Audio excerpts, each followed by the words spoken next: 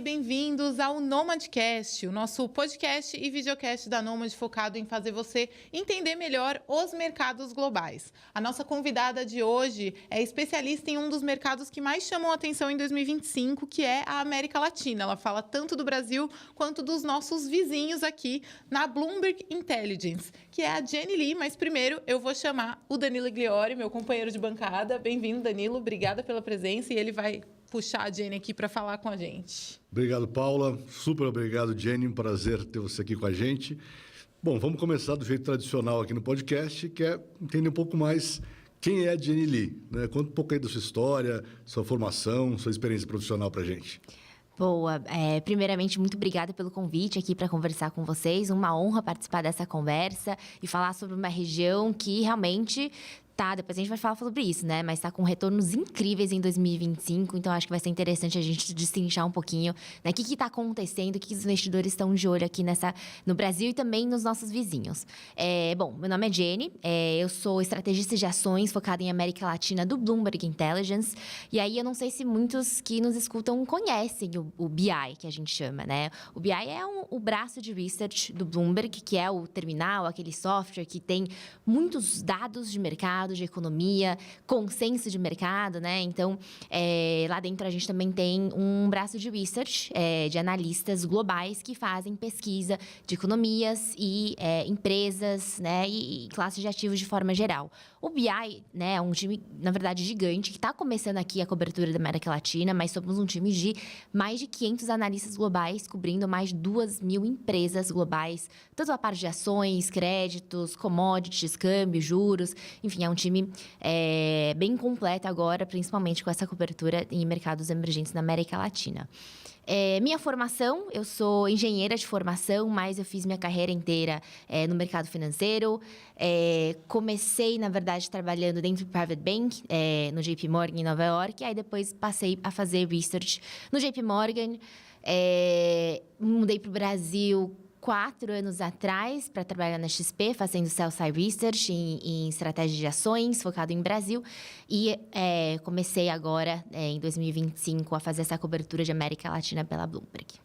Pois é, 4 anos atrás eu estava conhecendo a Jenny. Então, Jenny, acho que a gente pode começar com esse contexto do que está chamando a atenção, né? O que tem a América Latina em 2025, por que está indo tão bem, como que está o desempenho em 2025? Sim, a gente olha muito o índice que chama MSCI Latin America, né? O índice é o benchmark principal aí de mercados emergentes, mercados globais. Esse índice, né, que é o que a gente tem como referência de mercados da América Latina, caiu muito no ano passado. Então, quem olha para o Brasil sabe que o Brasil sofreu em 2024, mas não foi somente o Brasil, né? A gente teve uma queda, uma correção aí em todos os nossos vizinhos também, mas esse ano a gente está vendo uma recuperação muito forte. Então, no ano passado, o índice de América Latina caiu quase 30% em dólares, mas esse ano a gente está subindo 20% em moeda local, e quando a gente coloca em dólares, está mais de 35%. Então, um desempenho fantástico. Nesse mês já superou todos os outros mercados globais. Esse é um desempenho em mercados já local, acima dos Estados Unidos, né, que começou um ano um pouco mais difícil, mas já se recuperou. Acima de Europa, mercados emergentes da Ásia, Japão, Canadá. Então, realmente, a América Latina tem visto um rally muito forte. E acho que é uma combinação de coisas, né? A gente pode passar um pouquinho por elas, um pouco mais de detalhe depois, imagino que a gente vai falar um pouco sobre isso, mas é uma combinação de tarifa, que foi o grande tema desse ano. A América Latina não é uma região com muita exposição aos Estados Unidos, né? Tanto em termos de economia, quanto em termos das empresas que são listadas. A gente teve fenômeno da rotação global dos mercados no início do ano, com os investidores saindo dos Estados Unidos, preocupados com a economia por lá, tarifas. Mercados emergentes se beneficiaram muito desse movimento e a gente viu um fluxo relevante para a América Latina também. Múltiplos continuam muito descontados, mesmo com esse rally forte que a gente teve nesse ano. Se você compara os múltiplos das principais economias da América Latina, Brasil, Colômbia, Chile, Peru, México, todos eles, né, negociam abaixo de seus pares globais. E aí, eu acho que o último ponto, que acho que depois a gente vale explorar um pouquinho, é um pouco de otimismo em relação a ciclos eleitorais que vão acontecer em vários mercados nos próximos 12 meses. Então, acho que é uma combinação de coisas que acho que acabou favorecendo o mercado em 2025, por isso a gente está vendo essa performance tão impressionante nesse ano até agora. Legal, acho que a gente podia pegar já essa história dos ciclos eleitorais, né? Olhando aqui para o Brasil, acho que tem até uma grande divisão aí em relação ao que se espera para o ano que vem, né? Quando você pensa em bolsa, para onde vai a bolsa e tal. Qual que é a visão hoje em relação a todas essas eleições que vão acontecer no continente? A Argentina tem uma muito, né, esperada também. Sim, vamos lá. Nos próximos 12 meses, mais ou menos, né, entre 25 e 26, a gente tem eleições presidenciais no Brasil, como a gente sabe, em outubro do ano que vem. A gente tem Chile, em novembro desse ano, Colômbia e Peru, no primeiro semestre em 2026. E a Argentina, a gente tem as midterms, né, que são as eleições legislativas. Teve uma prévia na província de Buenos Aires umas semanas atrás, mas no final de outubro a gente tem a geral, né, legislativa. São eleições que a gente sabe que nem no Brasil, né? Eleições acabam mexendo muito no mercado por aqui. O que está acontecendo na América Latina é que as pesquisas mostram que os governos atuais eles têm uma impopularidade muito alta. Os governos atuais eles, não têm níveis muito altos de aprovação, pelo contrário. Principalmente Colômbia, Chile e Peru, a gente vê que os níveis de desaprovação dos presidentes atuais são muito altos. Então, os mercados começaram a se animar de que talvez a gente veja uma mudança, né, nesses governos para candidatos mais pró-mercado. Então, todas as pesquisas também têm, né, sinalizado um pouco nessa direção, principalmente nesses 3 países. O Brasil é um pouco mais, eu diria, 50-50, né? A gente vê aí níveis de aprovação um pouco mais próximos dos 40 e pouco, 50%, é um pouco mais difícil. E a gente também teve a história das tarifas americanas no Brasil, que mexeram também bastante as pesquisas por aqui no Brasil. Mas, realmente, o que a gente tem visto é esse otimismo em relação à possibilidade de uma mudança para governos que sejam pró-mercado nesses países que vão ter eleições nos próximos 12 meses. E aí a gente fez até uma análise lá para tentar entender qual o comportamento dos mercados. E realmente, né, quando você olha no histórico dos últimos 30 anos, desses principais mercados, o mercado, os investidores tendem a reagir muito forte em anos eleitorais quando a gente tem essas mudanças de governo. Uma análise que eu fiz, que olhando, né, para o histórico, em média, em anos eleitorais, em ciclos eleitorais, né, em que a gente teve uma mudança de um governo mais pró-mercado, o mercado subiu 22%. Em anos em que a gente teve uma mudança para candidatos menos pró-mercado, o mercado caiu na média 7%. Né? Então, o mercado realmente tem esse favoritismo. Mas eu acho que o difícil é a gente acertar, né? Quem que vai, para qual lado que a gente vai. Eu acho que na verdade, é olhar para depois. O que acontece depois? Depois o mercado se recupera. Um ano depois das eleições, não importa para qual lado o governo foi, os mercados se recuperam e sobem, na média, 20%, independente de qual que foi o candidato. Então, acho que isso é muito interessante, que é né, para o investidor que nos assiste, né? Um pouco cuidado com essa volatilidade, é normal, né? A gente vê os mercados se mexerem à medida que as pesquisas estão saindo, mas depois que a gente tira a incerteza da frente, né, os mercados conseguem recalcular, né, refazer as contas, e eles tendem a se recuperar depois dos resultados. Você falou um pouco sobre a rotação para fora dos Estados Unidos, né? Mas tem um relatório seu que mostra que, para fundos, a América Latina também se tornou um overweight em relação a emergentes. O que você acha que faz com que esse capital, né, o smart money, esteja olhando para a América Latina em relação a outros emergentes? E você acha que isso continua, que isso para frente, né, deve continuar? Sim, a gente faz uma análise regularmente tentando entender o posicionamento de fundos ativos, né? Gestores ativos que estão aí fazendo uma decisão de fazer uma sobrealocação ou uma subalocação em relação ao índice. A gente faz esse trabalho, né, para mercados emergentes como um todo. E o que chama muita atenção no primeiro semestre desse ano, né, ao longo do primeiro semestre, foi que esses gestores ativos estavam bem sobrealocados na América Latina, num percentual acima das outras regiões. né, acima de China, de Europa emergente, Sudeste Asiático. Então, isso chamou bastante atenção. Eu acho que foi a combinação do que a gente falou, né? Em termos de tarifa, a América Latina realmente, diferentemente da China, que, né, realmente foi um claro target do presidente Trump. Teve Brasil, no caso, mas assim, a gente é pouco exposto e valuation, eu acho que chama muita atenção quando a gente olha para os múltiplos de América Latina. Se você olha para múltiplos de mercados emergentes como um todo, hoje eles já negociam acima da média histórica dos últimos 10 anos. A América Latina, olhando para diversas métricas, seja preço por lucro, price to book, price to sales, todos eles ainda negociam abaixo da média dos últimos 10 anos. Então, acho que valuation também chama muita atenção. E outra coisa também vale falar. A América Latina é pequena dentro de mercados emergentes, né? Grande parte do índice hoje é China e resto da Ásia. Acho que colocando tudo junto deve ser uns 60%. A América Latina está lá com seus 10%, menos de 10%. Então, né, qualquer... Né, o dinheiro a mais já traz um overweight, né, nesses fundos. Mas é interessante. E aí, um outro, acho que dado interessante que saiu disso, a gente também olha para o posicionamento a nível de nome. Né? Quais são as empresas que têm maior posicionamento? E a empresa de todo o universo de mercados emergentes é Mercado Livre. Eu não cubro a empresa, então não posso falar muito em detalhes sobre isso, mas eu achei isso super interessante que o Mercado Livre, primeiro, ele não é uma empresa que faz parte do benchmark, do MSCI Emerging Markets, porque ele é uma empresa argentina, né, e a Argentina não faz parte do índice. E segundo, né, enfim, de todo o universo de mercados emergentes é a ação, né, segundo nossa análise, que tem o maior percentual de sobrealocação, junto com um monte de outras empresas de tecnologias asiáticas. Eu acho que isso chamou bastante atenção também. E é um setor, consumo nos Estados Unidos não é um setor que vem chamando muito atenção positivamente, né? Mas aqui, sim. Setorialmente, assim, de uma forma mais geral, o que você vê de destaque?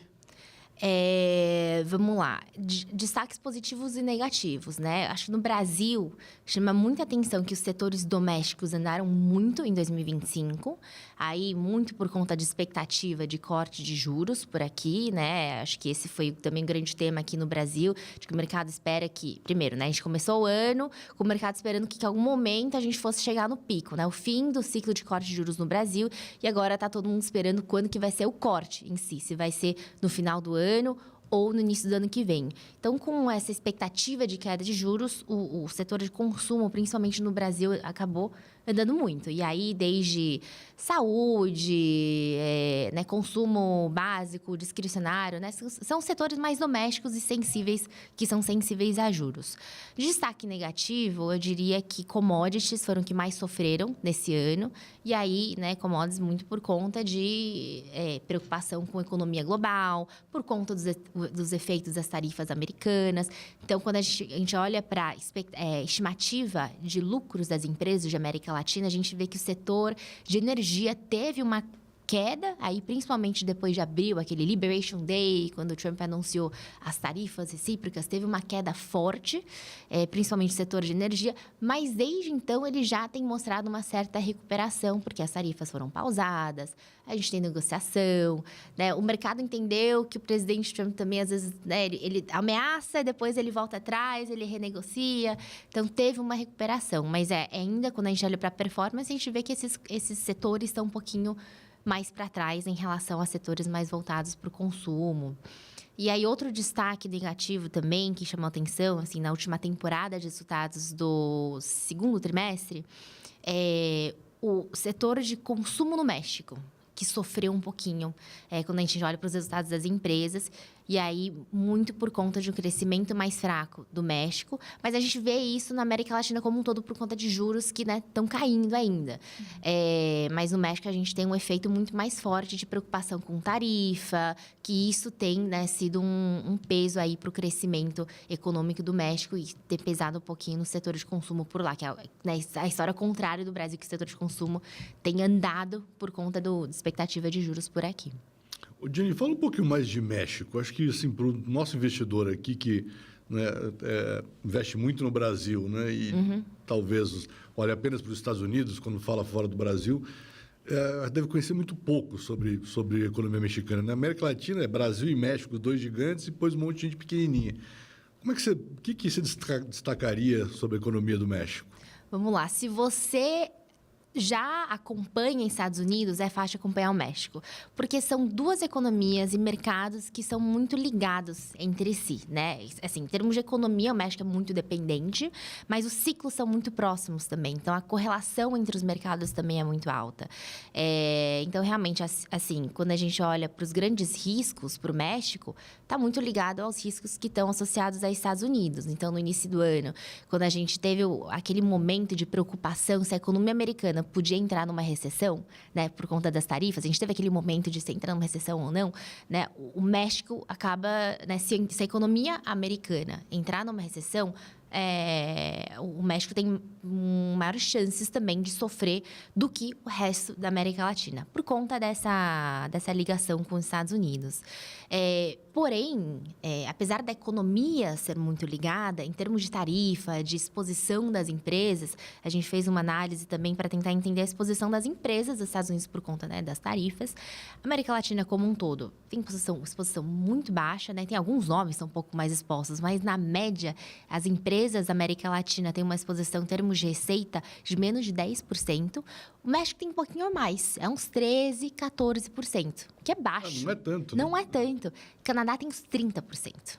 Então, as empresas mexicanas continuam bastante resilientes. Mas, de fato, o ciclo econômico, o ciclo de mercados, eles têm uma correlação muito forte com os Estados Unidos. Boa. Vindo para o Brasil, tem um material seu também que mostrou que a correlação entre as ações brasileiras está em um dos seus níveis mais baixos. É uma coisa que eu confesso que eu nunca tinha visto esse tipo de análise, né? Que isso, combinado com commodities, são fatores de risco. Enfim, queria que você explicasse um pouco mais o que isso significa. Sim, a gente é um time que a gente usa muito dados. A gente tem diversos modelos de acompanhamento que nos dão sinais sobre o que está acontecendo nos diversos mercados que a gente olha lá dentro do time. E aí, esse é um dos modelos que a gente tem, que a gente olha. A gente sempre faz um backtest, né? A gente olha para o histórico para ver se esses indicadores explicam alguma coisa. E esse indicador, ele basicamente olha para a correlação entre pares de membros que fazem parte de um índice. Então, a gente olha para a média de todas as correlações de todas as empresas que fazem parte de um índice. Então, a gente tem isso para Estados Unidos, mercados da Europa, mercados envolvidos, mercados emergentes, para a América Latina também e para o Brasil também, né? Ele funciona bem para quando a gente tem índices com bastante componentes. Índices pequenos acabam funcionando um pouco menos. Mas, basicamente, o que acontece? Quando a correlação entre o movimento das ações, né, entre preços das ações, sobe, geralmente isso é associado a momentos de estresse, né? Que é momentos em que os investidores estão muito pessimistas. Então, você vende tudo antes de fazer perguntas, né? Então, realmente, todas as ações caem ao mesmo tempo, sem uma explicação, fundamento, é simplesmente sentimento muito negativo por conta de alguma crise, algum estresse.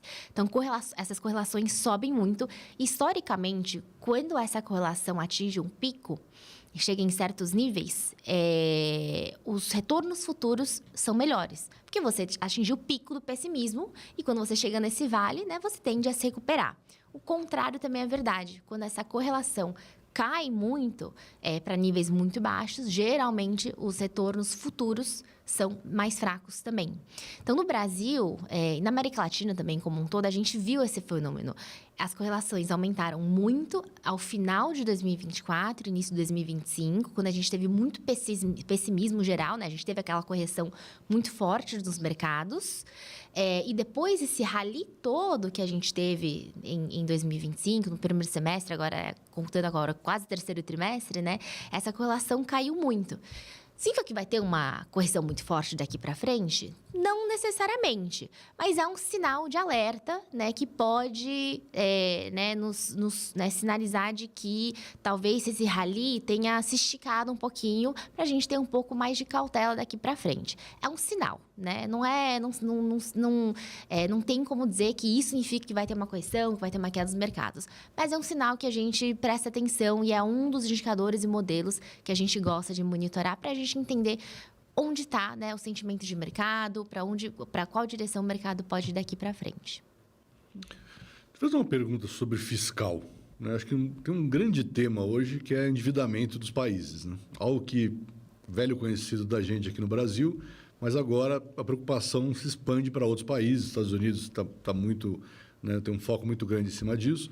Como é que é essa situação para outros países Latam? Dívida e questões fiscais também são bem importantes para os outros países?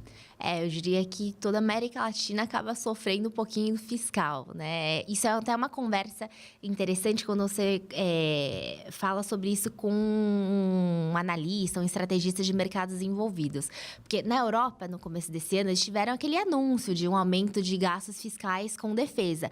Isso levou a um rally nos mercados, né? E os nossos estrategistas de Europa até deram um upgrade aí na visão em relação à Europa, porque traria mais crescimento. E aí eles, né, vieram para mim e pediram para eu também escrever um pouquinho sobre fiscal. Não, isso é bom, é ruim para a América Latina. Não. É o oposto. Aqui na América Latina não queremos mais gastos, pelo contrário, né? A gente quer muito mais austeridade. Então, eu diria que isso é um ponto em comum entre as principais economias da América Latina. No Brasil, a gente sabe sobre isso, né? Toda hora esse assunto volta e volta a preocupar os investidores. E eu acho que vai continuar sendo uma pauta daqui para frente, especialmente num cenário de eleições, em que a gente tem governos impopulares. Então, eu acho que é um ponto de preocupação, sim. E aí eu diria principalmente o Brasil, acho que é o que tem a dívida mais preocupante quando a gente compara entre as principais economias. Colômbia também é uma economia que tem um fiscal um pouco preocupante, em que a gente tem governos, né, fazendo anúncios de mais gastos, também nessa busca de aumentar a popularidade. Então, acho que é um risco para a gente ter de olho nesses contextos, né, de que a gente vai entrar em ciclos eleitorais, já está em ciclos eleitorais nessas economias, à medida que os governos podem tentar melhorar a popularidade para se preparar para esses ciclos. Então, infelizmente, acho que acaba sendo algo de mercados emergentes até, né? Isso entra nas suas projeções de valor justo, porque vocês têm o consenso, né? Vocês têm acesso aos consensos de mercado, mas vocês também projetam valor justo para os índices. Inclusive, o seu valor justo para o Ibovespa está bem abaixo do Sim. consenso. Sim. Esse tipo de detalhe, né? Enfim, não é um detalhe, mas o fiscal entra. E como que estão os seus preços justos? Sim. Todo modelo que a gente tem depende. O que a gente faz testes, usando histórico de vários indicadores macroeconômicos, nível de juros, crescimento de lucros das empresas, para tentar entender o que pode explicar o comportamento futuro, né, de crescimento de lucros e múltiplo de diferentes índices. Aí, no caso do Brasil, a gente tem crescimento do PIB como um indicador, commodities, câmbio e expectativa de juros daqui para frente.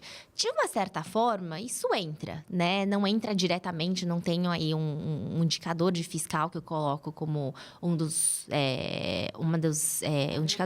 uns parâmetros, mas, né, depende do gasto fiscal, isso entra expectativa de juros, expectativa de crescimento econômico. Então, indiretamente faz parte.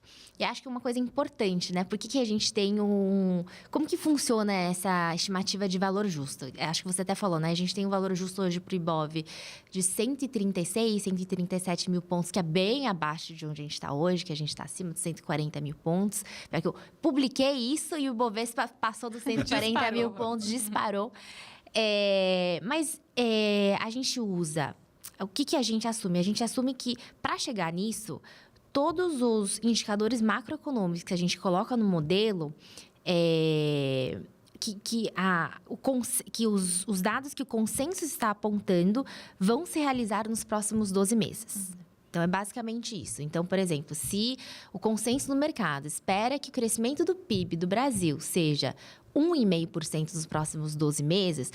Isso precisa acontecer para a gente chegar nesse valor justo. Pode ser que o crescimento seja mais do que isso ou menos do que isso, né? Então, realmente, é o que indicadores macros sugerem, né? A partir disso que a gente chega num valor justo. E aí, até voltando um pouquinho nesse modelo de Bovespa, né, a gente também estressa, né? A gente começa a estressar para ver para onde ele pode ir, tanto para cima quanto para baixo. Então, num cenário mais positivo, em que a gente tem um crescimento do PIB do Brasil muito mais alto, próximo de quase 4%. O crescimento de commodities também, né? Preço de commodities muito mais forte, aí na casa de dígitos duplos.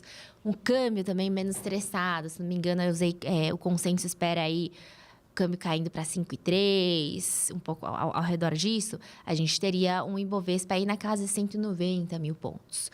Agora, o oposto. O que a gente tem num cenário mais estressado? Pouco crescimento de PIB, commodities ainda bastante, né, pressionado por conta de preocupação com o crescimento econômico, o real quase lá no 6, aí a gente teria o valor justo na casa dos 108, 110 mil pontos, que é um nível que a gente não vê desde o último ciclo de alta de juros, quando a gente teve dígitos duplos também da Selic. Então, são cenários que a gente trabalha, e a gente trabalha muito com o que o consenso está apontando para esses indicadores macroeconômicos.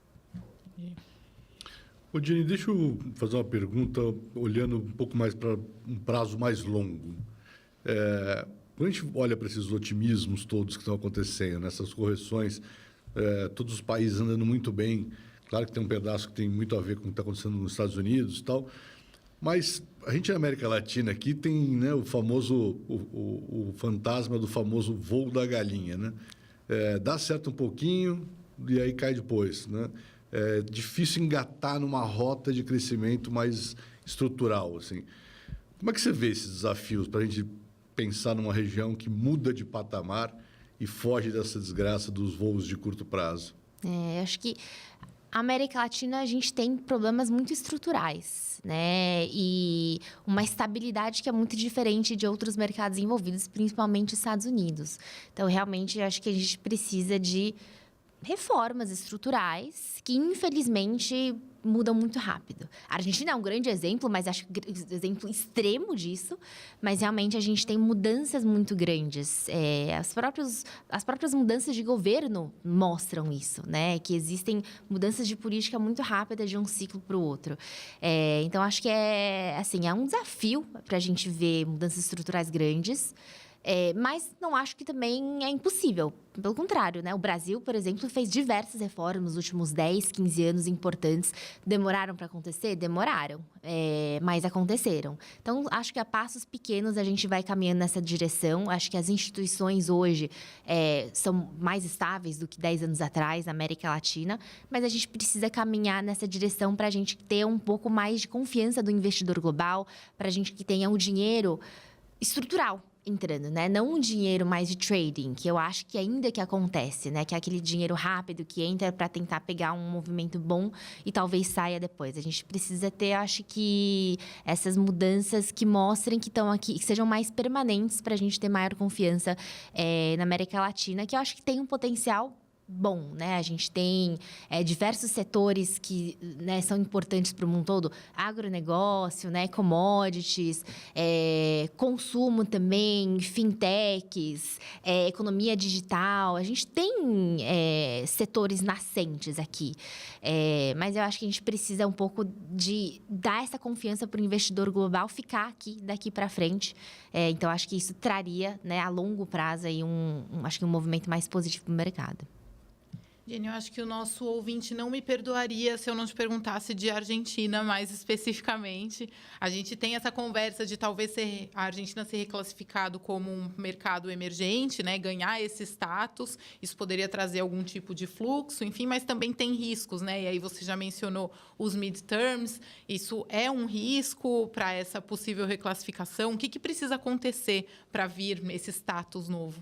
Sim, vamos lá. A Argentina já voltou do índice de mercados emergentes diversas vezes nos últimos 10, 15 anos, né? Eu não sei se está muito claro, né? O MSCI Emerging Markets, ele é meio que a referência da maioria dos fundos para mercados emergentes. Então, a gente tem fundos passivos que vão replicar o que está dentro desse índice e fundos ativos que vão fazer uma decisão em relação a esse benchmark. Então, a Argentina foi e voltou diversas vezes e o principal catalisador para isso tem sido controle de capitais. E o governo tem feito isso, né, para tentar dar mais estabilidade para os mercados. Só que foram diversas vezes ao longo dos últimos anos. E a Argentina, né, foi desclassificada como mercados emergentes alguns anos atrás. Mas com a eleição do novo governo, do Javier Milei, que foi em 2023, ele entrou no governo em 2024, fez diversas reformas, desde cortar gastos governamentais, conseguiu levar a inflação de quase 300% ao ano para os atuais 34%, 35%. A gente até brinca, né? Quando você pega, você mostra isso para um estrategista de Europa, ele fica assim, chocado. Com... ele não entende como que isso acontece. Mas é isso, a inflação foi de 300% para uns 30 e tantos por cento que a gente está hoje. A economia voltou a crescer. Então, assim, o governo realmente fez mudanças muito radicais. E no início desse ano, ele negociou um programa de empréstimo com o FMI de 20 bilhões de dólares.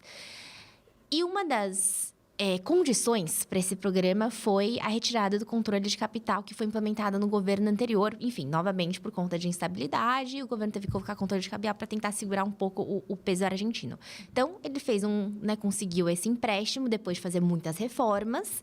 E uma das condições foi tirar esse controle de capital. Foi tirar entre aspas, na verdade eles colocaram uma banda, né? Então, o peso argentino pode flutuar ao redor de uma banda que vai aumentando ao longo dos próximos meses. Isso foi em abril.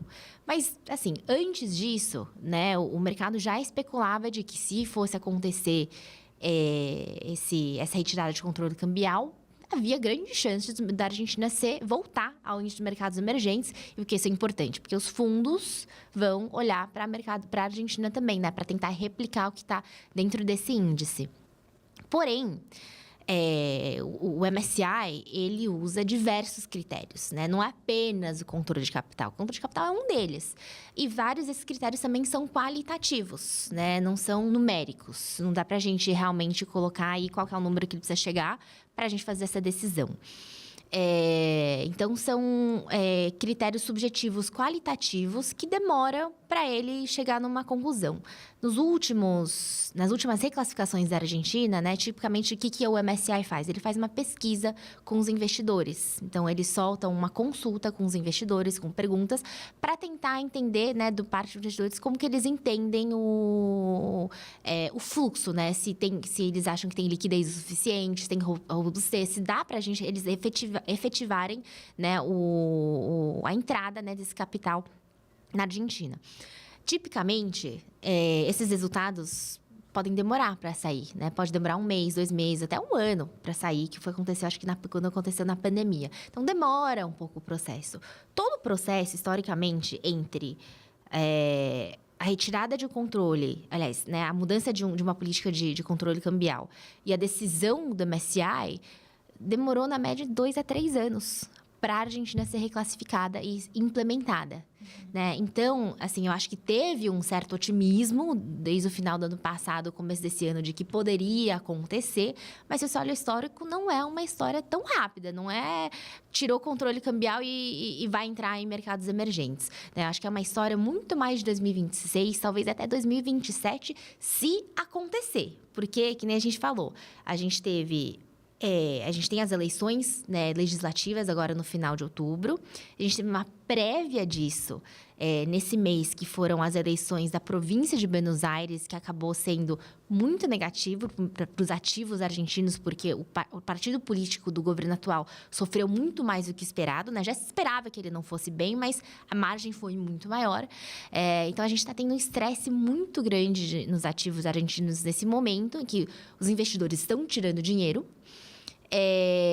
Então, assim, acho que essas próximas eleições vão ser, mais uma vez, um termômetro para a gente entender a confiança e no sucesso das políticas econômicas que o governo tem feito e qual que vai ser a direção daqui para frente, né? Se ele vai conseguir ter capital político para continuar fazendo reformas e se não, né? O que vai acontecer? Então, eu acho que ainda tem bastante volatilidade à frente na Argentina e essas eleições que vão acontecer no final de outubro vão ser muito relevantes para determinar essa direção e se, né, a Argentina vai entrar, ser reclassificada como mercado emergente. Mas, como eu disse, esse é um processo que não é rápido, não é que fez alguma mudança de política econômica e vai entrar ou vai sair, né? É um processo demorado, que pode demorar aí pelo menos uns 2 anos até ser realmente implementado pelo MSCI.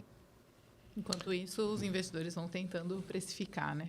Exatamente. E aí, até voltando um pouquinho, que eu falei, aquele posicionamento de gestores ativos, realmente, a Argentina não faz parte, né, do índice, e a gente viu muitos gestores com uma posição ativa em Argentina. Mas essa posição diminuiu no primeiro trimestre e para o segundo trimestre, né? Teve uma redução mesmo, à medida que a gente foi vendo mais, acho que um pouco mais de volatilidade aí nos mercados. A gente falou bastante, acho que dos principais mercados, né, em tamanho, mas acho que vale, só para completar a figura, comentar sobre os pequenininhos, né, os menores. Eu sei que você cobre com menos detalhe, mas o que você falaria de Peru, Chile e Colômbia? Esses são mercados muito menores, né, com pouquíssima cobertura, até acho que do parte de analistas. Mas esses mercados, assim, acho que resumindo, acabam sendo o que a gente chama de commodity plays. Né? Então, são muito sensíveis a preço de commodities, cada um dentro do seu commodity. Então, por exemplo, Colômbia, ele tem uma correlação muito forte com o preço de petróleo, né? Apesar de ter os três também terem setores financeiros muito relevantes, mas quando você olha para a correlação dos índices com esses preços de commodities, tem uma correlação muito alta. Então, Colômbia acaba sendo muito petróleo. Chile, Peru, muito com preço de metal, preço de lítio também, que a gente tem grandes empresas de lítio nessas economias também. Então, acaba sendo que, acho que setores de commodities, setores financeiros são mais importantes. Mas aí, quando você olha para a performance também, né, como que os mercados estão andando ao longo do tempo, eles também são muito sensíveis a notícias globais, né? Então, eles têm sido muito sensíveis ao que está acontecendo em relação a tarifas, em relação a corte de juros no Federal Reserve. Então, eles acabam se movendo muito com os mercados globais à medida que a gente tem essas notícias macro acontecendo. Então, tem algumas coisas micro, muito relacionadas a commodities. O fiscal também acaba sendo importante, a gente falou sobre isso. Então, tem um pouco de sensibilidade em relação a isso, mas quando eu olho para esses mercados, eu vejo que um grande catalisador realmente é o cenário macro global que acaba mexendo muito nesses três mercados.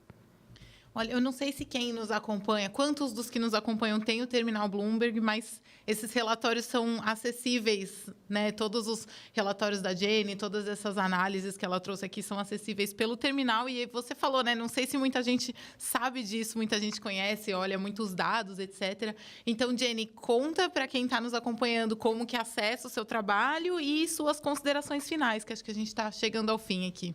Ótimo, exatamente. Tudo que a gente faz é disponível para qualquer um que tenha um terminal da Bloomberg, tá? Não são só investidores institucionais ou clientes do buy side ou sell side. Qualquer um que tenha um terminal tem acesso a tudo que o BI faz, tanto na parte de relatórios que a gente escreve, a gente também monta uma base de dados, né? Pensando no que é importante para cada analista, cada setor que a gente cobre. A gente tem base de dados muito importantes que a gente tenta juntar e agregar para facilitar para o nosso cliente conseguir monitorar esses dados.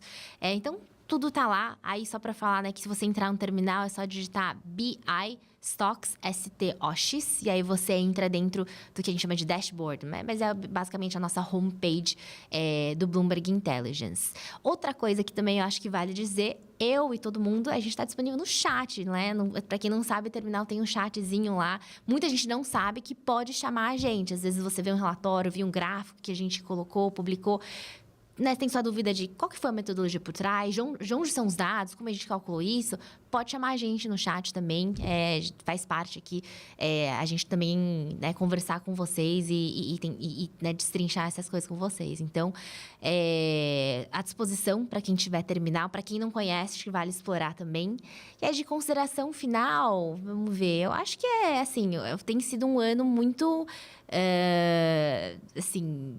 com grandes emoções para a América Latina, né? E depois de um ano de 2024 muito difícil. Você vê o gráfico de performance, ele faz um V, praticamente. E eu acho, assim, que tem mais coisa para acontecer, né? Especialmente nesse momento de ciclos eleitorais. Muita incerteza global de tarifas, enfim, muita coisa interessante acontecendo. E acho que tem boas oportunidades na América Latina, apesar de a gente ser pequeno, a gente está ganhando importância e acho que tem boas oportunidades no mercado. Boa, e a gente te chama para falar sobre esses desdobramentos de novo aqui. Sempre muito bem-vinda, sempre um prazer. Muito obrigada pela sua participação. Para quem nos acompanha também, além de acompanhar os relatórios do time do Bloomberg Intelligence, acompanhem também a Nomad nas redes sociais. Quem está no Spotify, no YouTube, Instagram, enfim, todas as redes sociais, estamos por lá. E vamos ficando por aqui. Obrigada de novo, Jenny. Obrigada, Danilo. Obrigado, Paula. Super obrigado, Jenny. Foi ótimo.